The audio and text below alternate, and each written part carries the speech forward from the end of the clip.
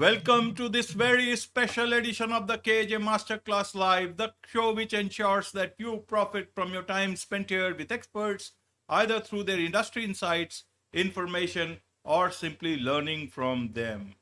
And today we have Kat Valverde. She's an expert in digital marketing, an MBA at Harvard Organizational Psych, Masters in Progress, and over 55 million in direct revenue created for clients to date.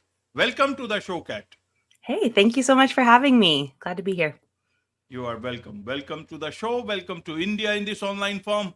And I'm sure not just in India, but a lot of people across the globe will benefit from what we are going to talk right now. We'll be talking about mastering email marketing. You are an expert in digital marketing, so we'll learn from you about this.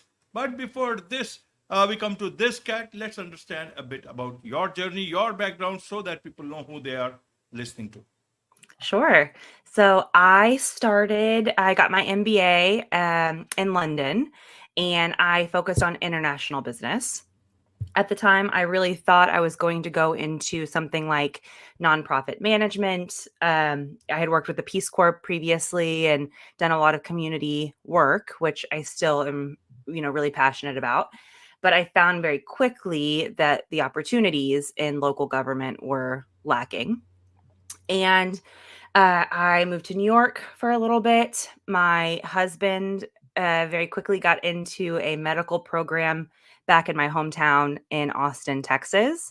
So, we had just sold everything we owned and moved across the country, and then sold everything again and moved back. And I, was in a hurry for a job, as we all understand, and found myself in a startup working in financial tech. And that is it's kind of where I landed just serendipitously in a financial tech, tax, and payroll world. And I stayed there for about 10 years. And in that time, I, helped the startup grow, helped, develop my own skills, and wore a bunch of different hats, one of those being creative, branding, marketing, building their website content, in addition to consulting and learning about the tax and payroll world. And, after COVID, I started really thinking, okay, I've been here almost 10 years. Is this what I want to keep doing? I was in a leadership role, and it was a good time to think about what I really wanted for the next 10 years, just some self reflection. And in that time, I decided to, go out on my own and thought very deeply about what I could offer. Was it going to be marketing? Was it going to be more of, taxes and payroll? Everybody needs a tax preparer. What would it be? And I found what's really interesting in financial tech and taxes is you have to have a skill of taking very complicated, convoluted topics and communicating them in a way that the masses can understand. And I realized that's the special skill that I had developed. But I really, really loved the creative aspects of marketing.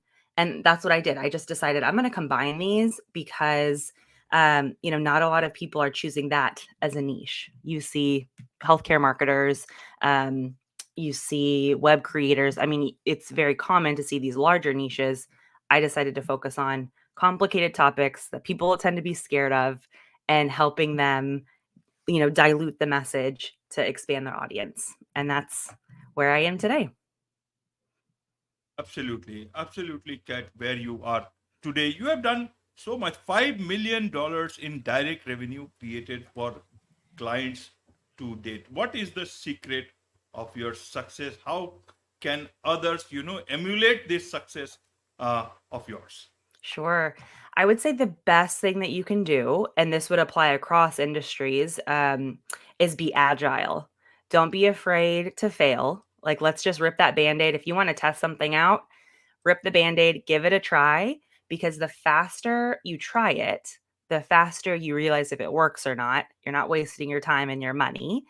And that has been, especially as an entrepreneur, the best thing that I have allowed myself to do. I mean, it's emotional. It's hard to allow yourself to fail, and to not take it personally, right?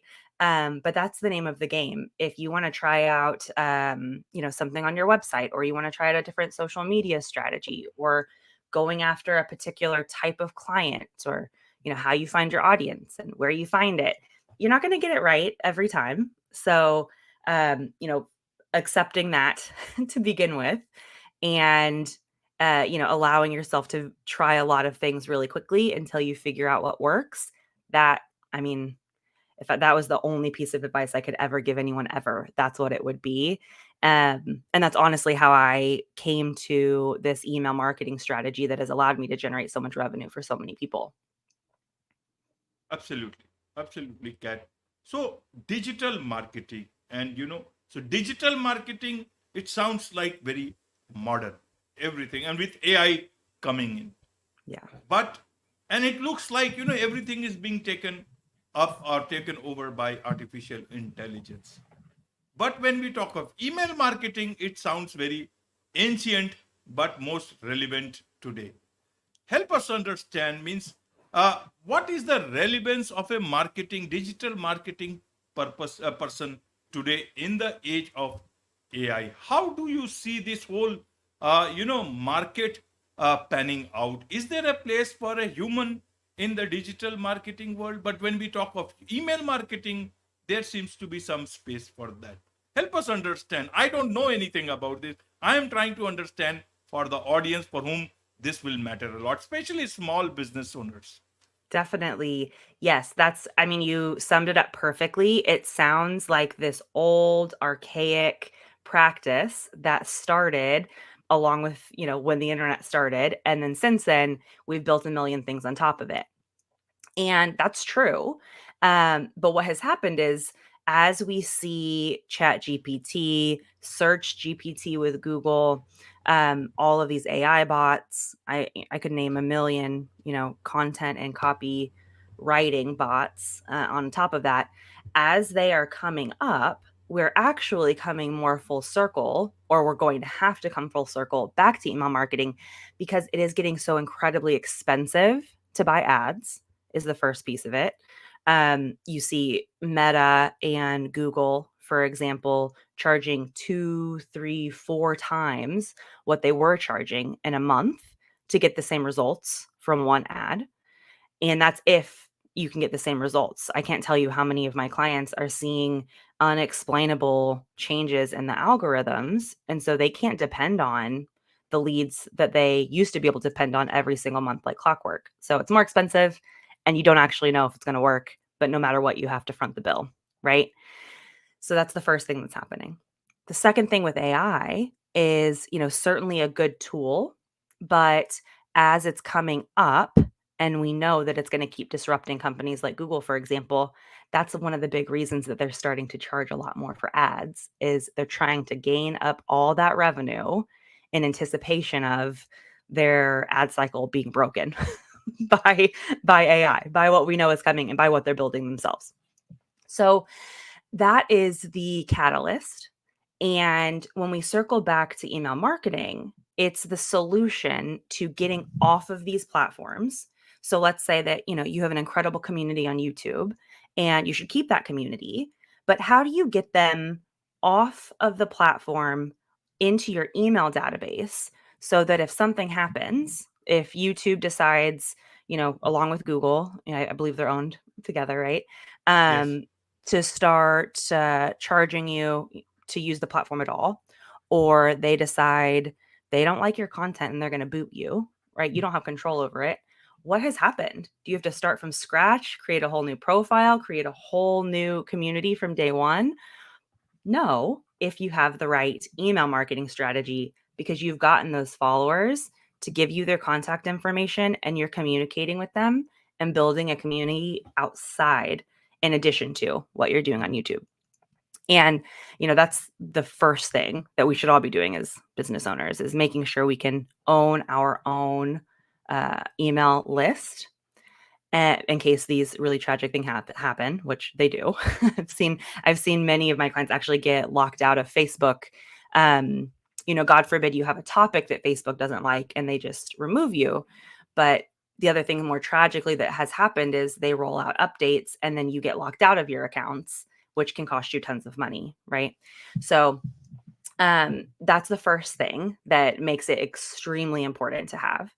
The second thing is when you have these lists, you own your data and you get to use it how you like. And it goes back to all of those different tests and being agile and seeing what works. You have direct communication to each individual in your community. And what we teach people to do is, it's not as simple as just shooting off an email once a week, selling something and hoping that they click it and they buy something from you. It's, segmenting off your audience, seeing, if they're clients, for example, going through and digging deep and seeing, okay, who are my most profitable clients of this list? Or if they are listeners, podcast streamers, who are the most engaged, like out of this list, who are listening to most of my podcasts, sharing them. They're really, really into what I'm selling. And then talk to them. And this is where AI can never replace a human.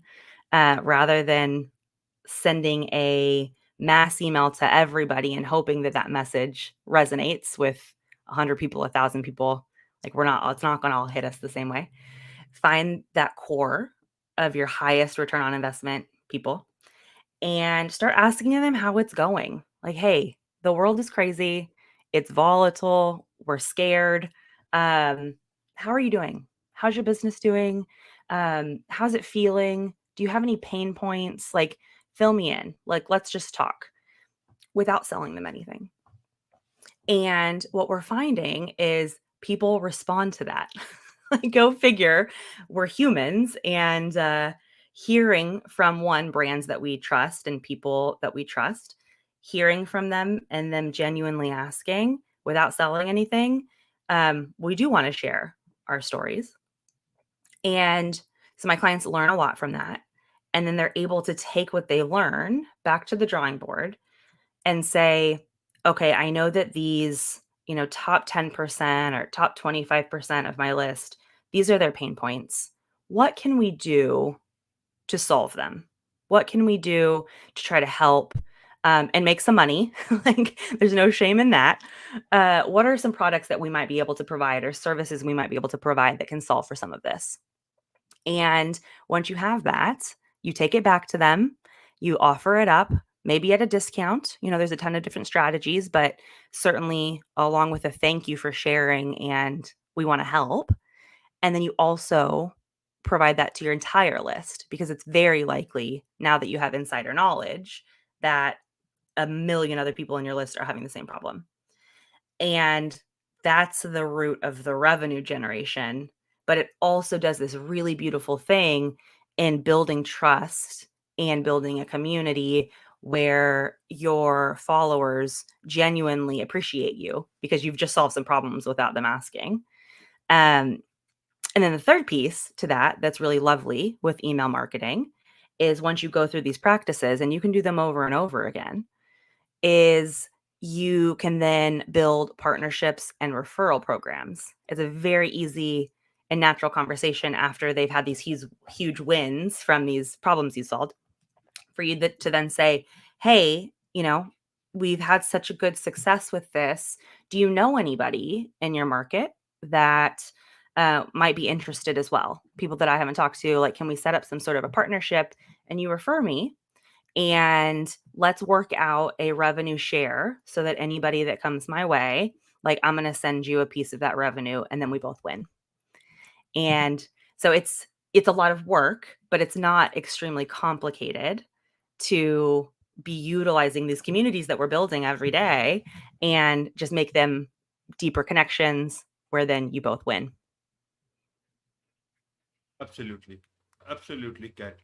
Now, when we talk of AI, people are already talking about AI in this present form already plateauing out. And with email, do you think it is reaching that plateau or is it just started climbing the mountain? How do you see it with in the present day? And do you think it will change? And along with that, I want to ask, who will outlast? Will AI outlast email marketing, or will email marketing outlast AI in the present form? Help us For understand these sure. dynamics at the present. That's such a good question. I think it's really interesting. One of the examples I use a lot is um, cable television. You know, years ago, we had no apps, we just had cable. And slowly, with Netflix and then Hulu and then Amazon and then Apple, everybody's jumping on ship. And we don't have cable anymore. But we do have 10 different apps that altogether cost way more than I ever paid for cable. And now I have ads on them. So I literally have cable, but I'm paying a lot more for it. So we do this thing with innovation where we build these really cool things, and then eventually we have the same thing we started with, but it's a little bit worse. And I see a bit of truth in that with what's going on with AI, especially in marketing, because where I think it will never win is it won't actually be able to fully replace the human, because it, you know, these kinds of communications, it can't come on to a live podcast and talk like this, right? What it can do is be a really, really useful tool if we allow it to be, and we learn with it. But I do actually see I see both things happening. I see AI taking over so much that we're getting even more sick of spamming emails and bots and emails I'm never going to read and I just hit unsubscribe. I think that's going to get worse. Um, but I think for businesses that I work with, and for businesses like mine that are very intentional about maintaining very direct, high value relationships, I think that we're actually going to be pretty insulated. And we have a really unique opportunity to be a brighter voice in our clients' inboxes, because they're so sick of all the AI emails that ours will stand out even more if we can take advantage of this time and say, we're still here. Like, not only are we still here, but we're still human, and we're not going to spam you. Like, when you get an email from us, our goal is that you're really excited, and then we're adding value to your life, and that I'm not going to, do what these larger companies are doing and value saving my own time to be able to send, you know, 2, 3, 4, 5,000 people emails in the hopes that you just buy something and move on. That's not the model. The model is a slower build that's much higher volume. I'm sorry, that's much higher value. And AI won't be able to do that. Like, that's not their funnel and not the model. Does that make sense? Yes, yes, right, indeed. Now, one thing I want to understand from a small business point of view, owner's point of view, they are not on any social media platform the way a creator will be. And Mhm. so, even if tomorrow uh, YouTube or any of these big platforms, even if they close down, they will get impacted because they have got some shop or some presence there. But not everyone is dependent on an online shop. But it will impact, but not like that. It impacts a creator. So, using email, do you think there is something that small businesses should be doing but are not making use of email in the best way it can be? Is there anything that you can think of telling them so that they can make use of that? Yes, I would say, um, you don't have to be on socials. If that's not where your audience is, then don't waste your time, right? Wherever your audience is, even if you have an in-person shop, let's say, this is why when you go to buy something, the person at the register says, "Oh, can I get your email and your phone number?" Because they're adding you to their email list. And we should all be doing that. So that's the first thing, is think about where you are interacting with your clients or your potential clients, and figure out a way to get that information in a way that feels good. You don't want to annoy people or make them feel weird, like that they have to give you something. So there's an exchange there. Most of the time when I go to shops and they ask me for my information, I just say, no, that's okay. Unless it's a store I really, really like and I want, 20 emails from them. So what you want to do is you want to create something of value. It could be, for example, the example I use often is, let's say you are a baker and maybe you are looking to start your own bakery, or you're starting something online and you're trying to build your email list. So, one, find out where your audience is so that you can talk with them. But two, maybe create a free recipe book where you give them 10 recipes that have been really popular for you, or maybe you had posts that went viral with them. You're going to give that away for free, and you tell them, hey, this is totally free. I'm not selling you anything. Just plug in your email and I'll send it directly to your inbox right there. Or, plug in your email and hit download, and that's going to give you this free thing. And now you've exchanged something of value with them and you have their information. So that's the key, is wherever you are and wherever your prospects are, wherever your clients are, make sure that you're interacting with them in some way, making them feel like you're giving them a value, and that's going to get them in the door. That's, day one, what you should be doing to start gathering those email addresses. And then you can work on building those communities and go through those steps that I outlined. Right. You call it a pragmatic pathway with email marketing. What is this pragmatic pathway? Some of the points you already mentioned. Is there anything that is left out? And first, I want to understand this pragmatic pathway thing. And secondly, if there is any point that you have left out, which is part of this pragmatic pathway. Sure. So this whole thing is getting ahead of the storm that you've alluded to with AI. So, we know it's coming, and we know already, AI or not, that our inboxes are full of junk. We know we are all sick of getting marketing emails. My spam inbox is full. My inbox itself is full. We're tired of it. Right. So it's getting ahead of two of those things. One, what's going to happen with AI? What's going to happen if you are buying ads, for example? That's just going to get more chaotic and less reliable. So how do we protect our revenue streams before that? And that's what this is a solution for, is really being able to stay in contact and make offers and continue to do tests like I would on ads, but with my consumers directly.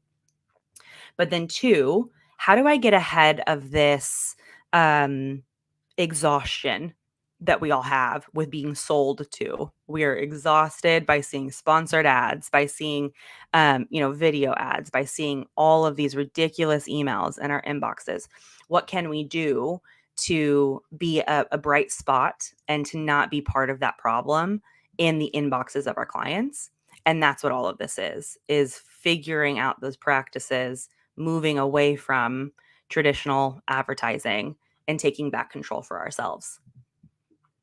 Right, right. There is much to learn from you, Kat, about all these things. And I'm sure a lot of people would want to learn more from you, about you, what your plans are for later on, so that they can also become your client. So what's the best way for them to do so? Yeah, so go to the website emailrevamp.com. That will take you directly to our homepage, where we're going to be posting all of our webinars, and they're all 100% free. We won't be selling you on anything, genuinely. And shoot off an email, or just plug in your email there, and it'll add you to the list to be notified as soon as it's available. We're going to finish recording our most recent one later today and then get it posted this week. So it will outline everything I've said in much greater detail, and provide, listeners with a real template on how to do this yourself. And then if you just don't have the time and you're looking for a partner, then we certainly can work together, and I'm happy to help. Wonderful. With this, it's a wrap on this very special edition of the KJ Masterclass Live. Thank you so much indeed for joining us. Thank you.